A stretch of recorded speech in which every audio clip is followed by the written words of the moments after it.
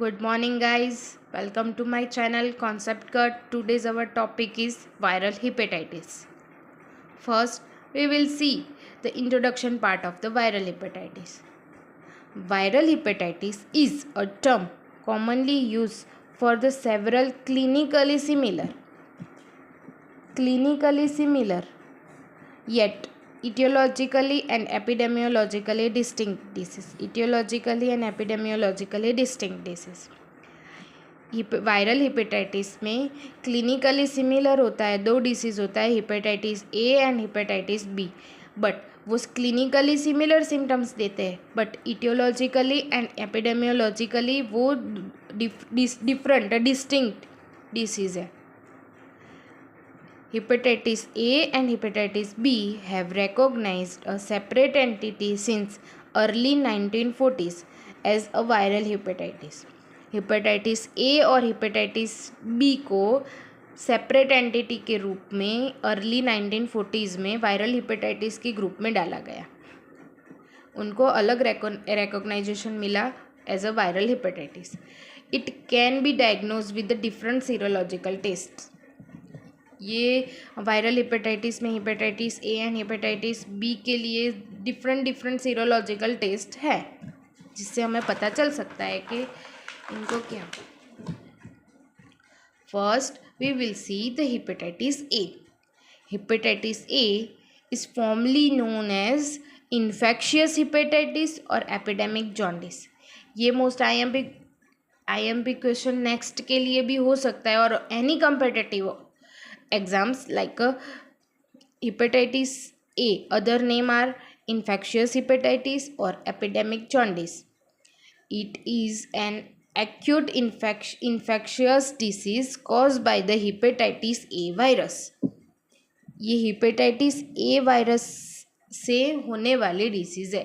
ये acute infection दिखाता है. Hepatitis A is acute infectious disease caused by the hepatitis A virus. We will see the symptoms. There are normal symptoms like fever, chills, headache, pain, fatigue, generalized weakness, aches, followed by the anorexia, nausea, vomiting, dark urine, jaundice. This dark urine and jaundice is due to the infectious. This diseases primarily affect the liver.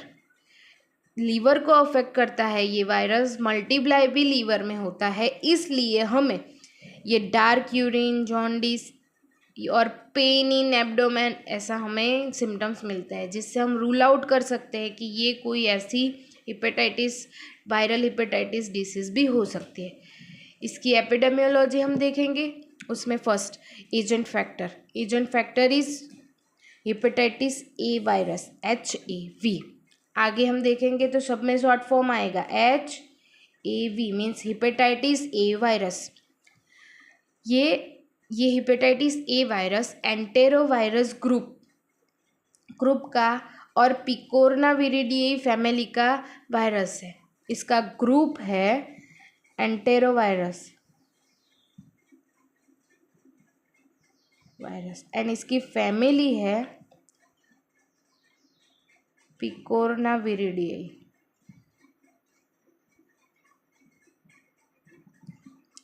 ये IMP हो सकता है, but ऐसा deep में हमें पूछा नहीं जाता है. बट एंटेरोवायरस ग्रुप का और पिकोरनाविरिडिए फैमिली का ये वायरस है जो हेपेटाइटिस ए कॉज करता है. Multiplies only in hepatocytes. ये hepatitis A, hepatitis B, this shows their similarity. Why? Because they all, hepatitis A, hepatitis B virus, they all are multiplies in only in hepatocytes. That's why in this disease we will see the liver symptoms. They usually attack first liver, क्योंकि वो multiply भी liver में होता है. Liver cells को damage भी करता है, इसलिए हमें लीवर के सिम्टम्स ज़्यादा देखने को मिलता है इसमें. ये virus hepatitis A virus resistance देता है. रेजिस्टेंस कैसा है मीन्स लो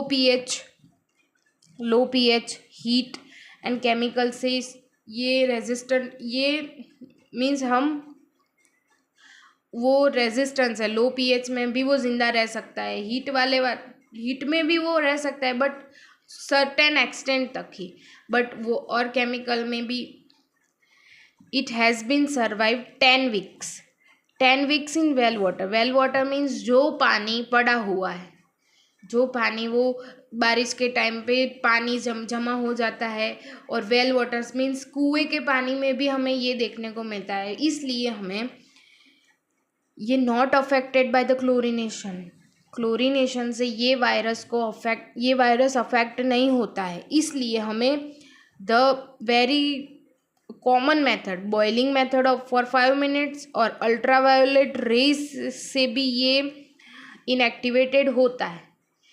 इसलिए हम ये बॉइलिंग वाला पैटर्न है वो हमारे लिए बहुत अच्छा है, क्योंकि जमा किया हुआ पानी हमें ऐसे ही नहीं पीना चाहिए, उसे हमें 5 मिनट तक बॉईल करने से ये हेपेटाइटिस ए वायरस उसमें से इनएक्टिवेटेड हो जाता है और वो पानी सेफ हो जाता है। ऐसे ही हमें कुएं में से पानी निकाल कर नहीं पीना चाहिए।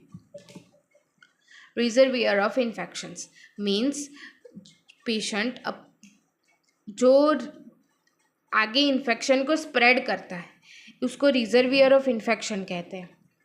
उनमें humans are very only reservoirs, humans are only reservoirs, they are only reservoirs। asymptomatic on usually reservoir asymptomatic ही होते हैं, बट वो आगे डिसीज़ आगे बढ़ती है तभी उसमें सिम्टम्स देखने को मिलते हैं, नहीं तो वो यूजुअली एसिम्टोमेटिक ही होता है। Asymptomatic infections are common in childrens, usually ये चिल्ड्रंस को ही अफेक्ट करता है, क्योंकि चिल्ड्रंस लापरवाह होते हैं, वो कुछ भी खा लेते हैं और उनको ही ये डिसीज़ ज़्यादा देखने को मिलता है। एडल्ट्स से भी ज़्यादा चिल्ड्रंस में देखने को मिलता है ये डिसीज़, और चिल्ड्रंस में ये इस एसिम्टोमेटिक होता है, इसलिए वो रिजर्वियर का काम करते हैं, वो इन्फेक्शन को आगे बढ़ाने में मदद करते हैं। This reservoir infections plays important role in maintaining the chain of the transmission.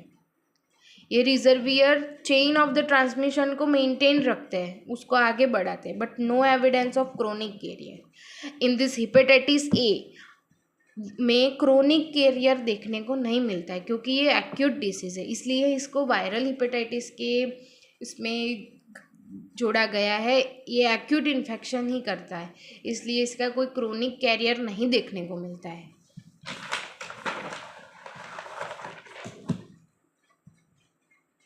Period of infectivity, period of infectivity में हम ये in period of infectivity means कि पेशेंट के अंदर वायरस एंटर हुआ और कब तक वो ट्रांसमिशन कर सकता है, कब तक वो इन्फेक्शन को ट्रांसमिशन कर सकता है, उसके ब्लड सब कुछ कब तक इन्फेक्टिव है। तो means 2 week before and 1 week after of the jaundice appear. Jaundice appear होता है उसके 2 वीक पहले से और 1 वीक बाद तक ये पेशेंट है वो इन्फेक्टिव है। Infective material, which are the infective materials are very useful in the transmission for this disease hepatitis A, or common like a feces, blood, serum, nasopharyngeal secretion or urine.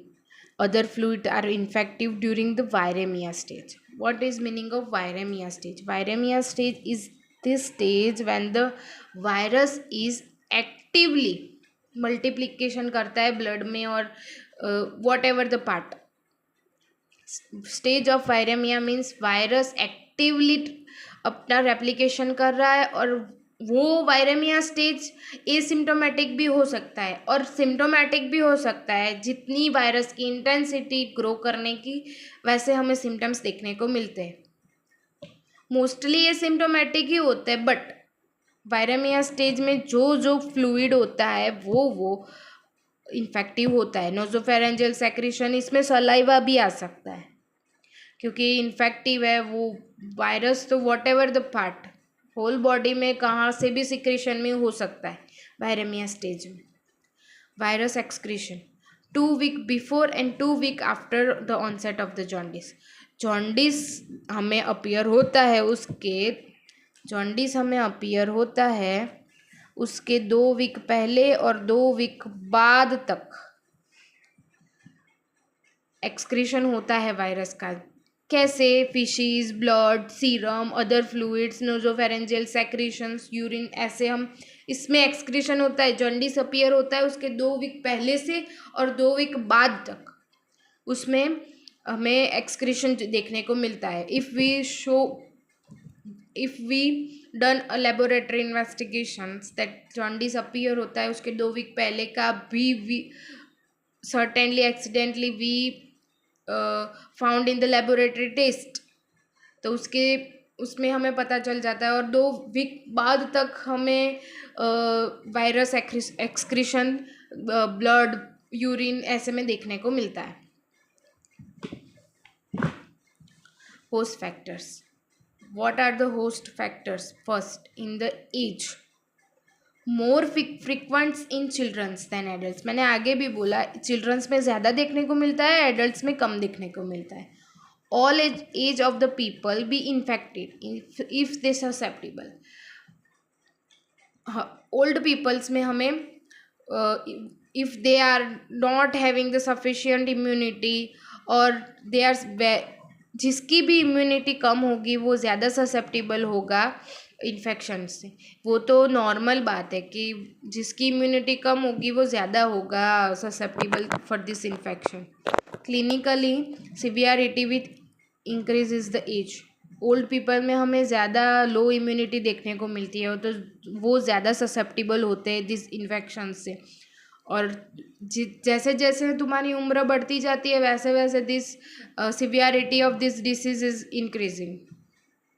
जिसमें सब clinical cases में 80 to 90% children's में देखने को मिलते हैं और 10 to 25% adult में देखने को मिलते हैं ये केस. इसमें 2 टाइप के होते हैं, anicterus and icterus. Anicterus means absence of the jaundice, उसका रेशियो है 1:3. और इक्टेरस में प्रेजेंस ऑफ द जॉन्डिस जिसका रेशियो है 2:1. ये बुक में 12:1 लिखा गया है, but for my information, source of information, ये 2:1 होना चाहिए. मीन्स जो आपकी इच्छा वो लिखने का, but this is my point of view. You have to write in your exam for 12:1 because it is given in the book. That's why. The sex. Both sexes are equally susceptible. ऐसा नहीं है mail ज़्यादा affected है, ऐसा नहीं है female ज़्यादा affected. Both the sexes are affected if they are susceptible. Immunity जो अटैक के बाद आती है वो लाइफ लॉन्ग रहती है, वो हम आगे देखने को मिलेगा. Second attack only found in 5% of the patterns. This why इसमें कोई क्रोनिक कैरियर होता नहीं है. ये 5% लोगों में ही सेकेंड अटैक आता है, वो यूजुअली वो ठीक हो जाता है. इसमें 2 टाइप की इम्यूनिटी हमें देखने को मिलती है, immunoglobulin M and immunoglobulin G. Immunoglobulin M हमें कब देखने को मिलेगा? Early in illness. Acute stage में हमें IgM एंटीबॉडी देखने को मिलेगी. एक्यूट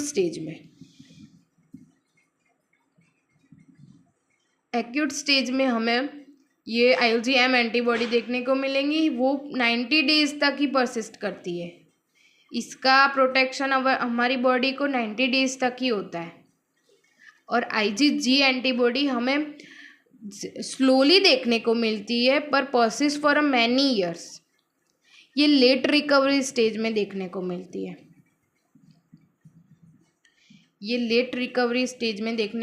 है. और ये ज़्यादा दिन तक रहती है और ये 90 डेज तक ही हमारी बॉडी को प्रोटेक्ट करती है इन्फेक्शन से. Some environmental factors are usually have very useful in the transmission of the infections like heavy rainfall. Heavy rainfall में ह्यूमिडिटी ज़्यादा होगी, वायरस मल्टीप्लिकेशन ज़्यादा होगा और वो फीको आगे हम देखेंगे मोड ऑफ ट्रांसमिशन में कि फीको ओरल ट्रांसमिशन होता है जिसमें फीकल से वो पानी में घुल जाते हैं और वो आगे जाके स्प्रेड हो जाते हैं, इसलिए वायरस मल्टीप्लिकेशन भी ज़्यादा होता है। In heavy rainfall poor sanitization poor होगा तो भी हो सकता है। वाटरबॉर्न और फूडबॉर्न एपिडेमिक्स बहुत इन लाइक वो जो डेवलपिंग कंट्रीज़ में बहुत सारे देश में हमें देखने को मिलता है, वो फूडबॉर्न और वाटरबॉर्न एपिडेमिक्स में भी ये होता है hepatitis A. Then we will see the mode of transmission. First, faeco oral route, major route of transmission. ये मेजर रूट ऑफ ट्रांसमिशन है faeco oral, may by person to person or the indirectly through by the contaminated water, food or milk। Person to person कैसे हो सकता है? Droplet infection, person to person में droplet infection आ सकता है, और indirectly through by the contaminated water, food and milk. Direct transmission में comprises the array of roots such as contaminated hands, objects such as eating utensils। इसमें contaminated hands और objects आते हैं। इसमें सबसे ज़्यादा ये direct infection occurs radially and condition poor sanitization होता है जिसमें, और ओवर क्राउडिंग एरिया में हमें ज़्यादा देखने को मिलता है। पुअर सैनिटाइजेशन होगा तो हम इसका इन्फेक्शन ज़्यादा ट्रांसमिट होगा वायरस का। Parenteral routes rarely by the blood और ब्लड प्रोडक्ट्स, इसमें रेयरली होता है, बट वो वायरेमिया स्टेज में होगा तो ही इसका इन्फेक्शन होगा। By skin penetration through the contaminated needles. First, this skin penetration through the contaminated needles. These transmittants have a minor importance. Why? Viraemic stage में ही दिस इन्फेक्शन का ट्रांसमिशन दिस पेरेंटरल रूट से हो सकता है, नहीं तो नहीं होगा। Only the secretion of our body can transmit this infection.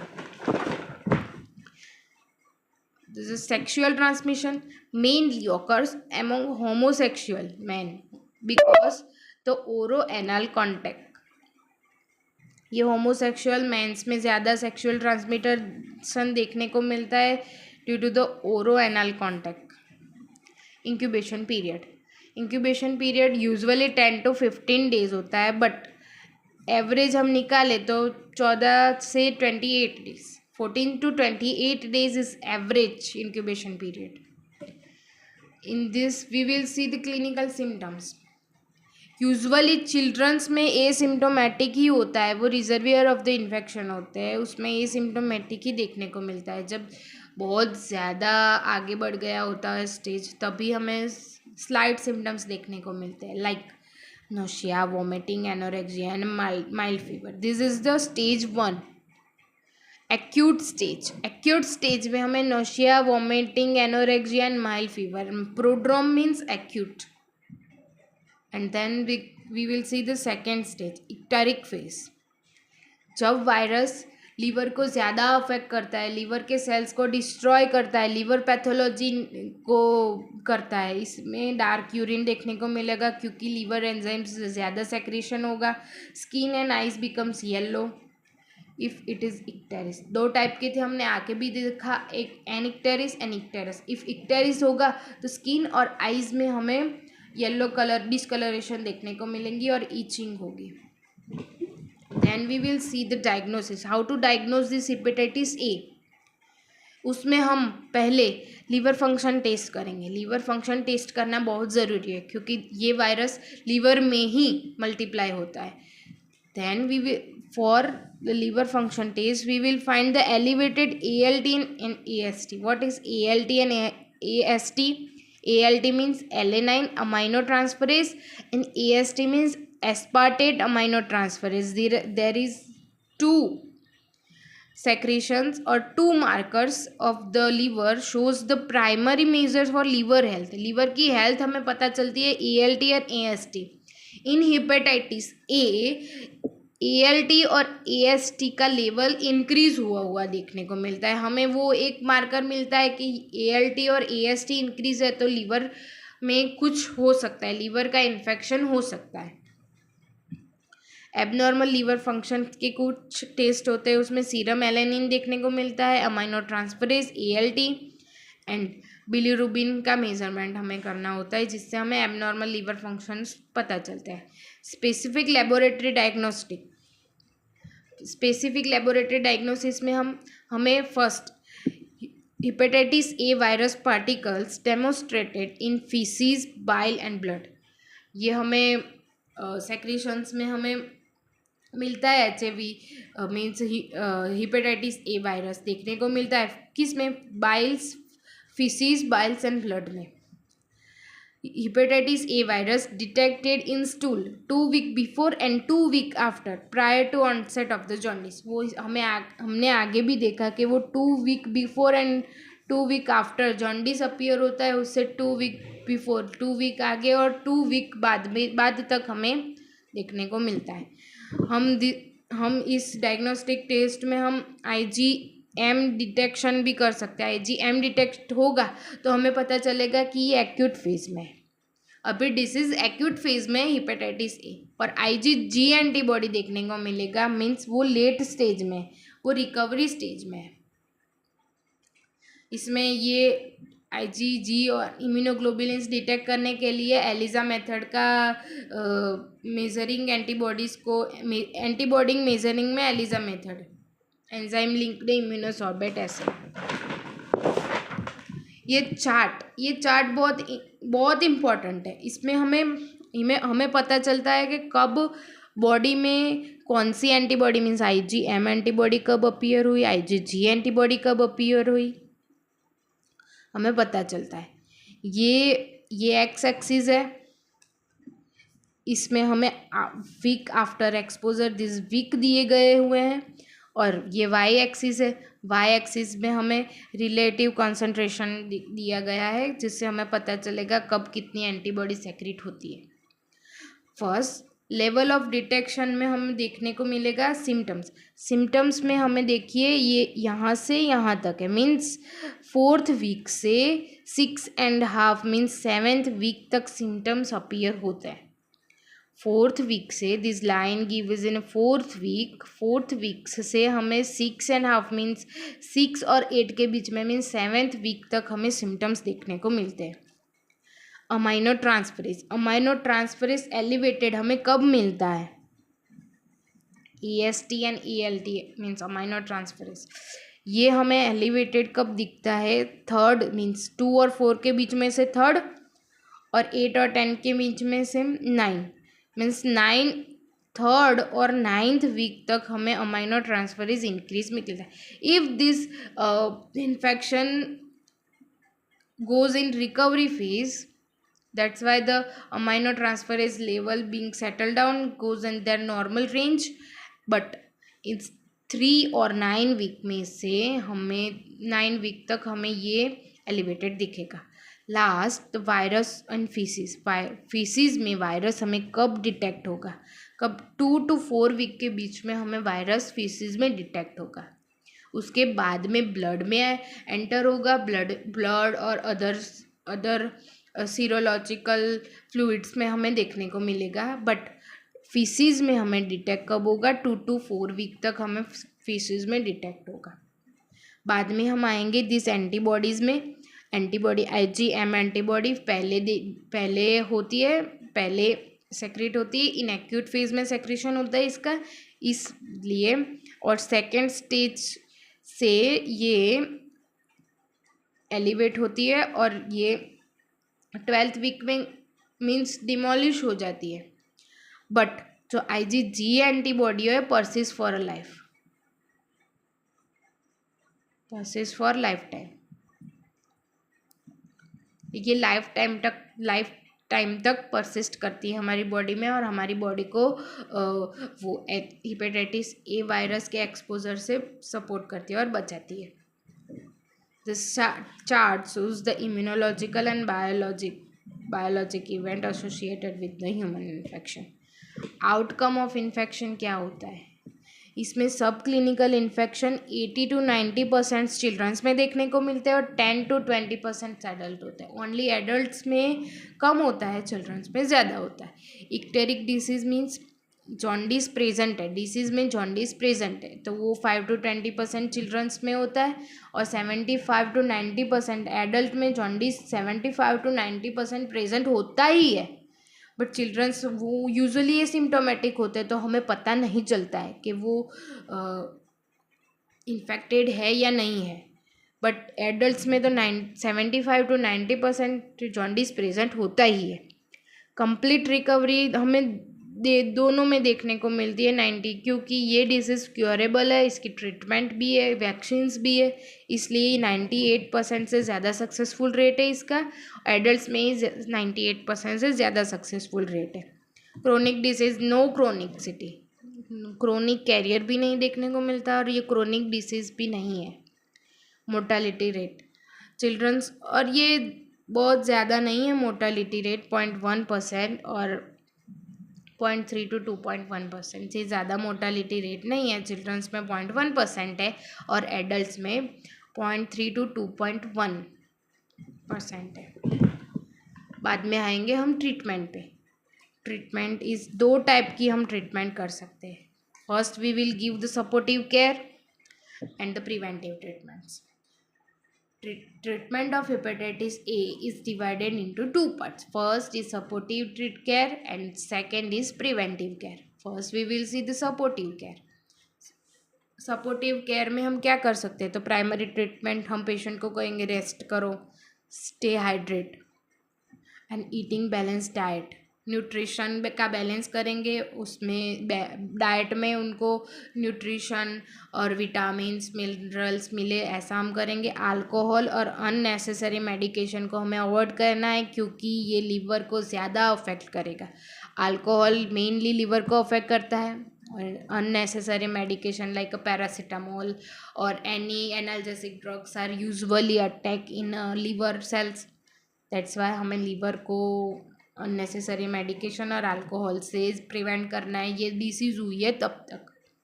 Management of the nausea and vomiting, nausea and vomiting का मैनेजमेंट करना पड़ेगा, क्योंकि बॉडी में से फ्लूइड इससे ज़्यादा एक्सक्रीट होगा और बॉडी डिहाइड्रेशन में भी जा सकती है, इसलिए हमें हाइड्रेशन का भी इसमें ध्यान रखना है।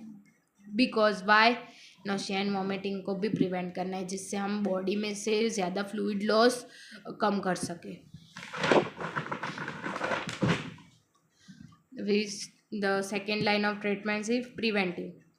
प्रिवेंटिव में फर्स्ट आता है control of the reservoir. Control of the reservoir में हमें स्ट्रिक्ट आइसोलेशन का ज़रूर है और डिसइंफेक्टेंट हमें करना है फीसिस और फॉमिट्स का।